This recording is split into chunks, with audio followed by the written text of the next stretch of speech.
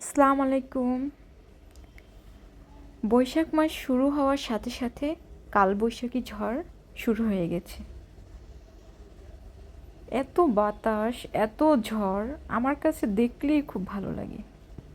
কেন না জানি, সবার কাছে বৈশাখ মাস অপছন্দের হলেও আমার কাছে বেশ ভালোই লাগে।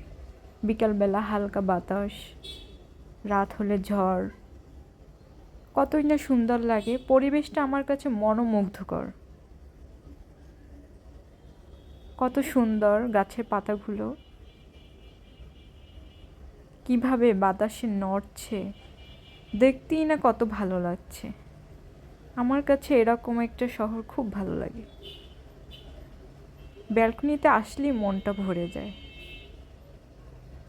এত স্নিগ্ধ বাতাস, সাথে হালকা বৃষ্টি, খুব ভালো লাগে একটা। আমার কাছে বৃষ্টি খুব ভালো লাগে। আপনাদের কাছে কেমন লাগে অবশ্যই জানাবেন।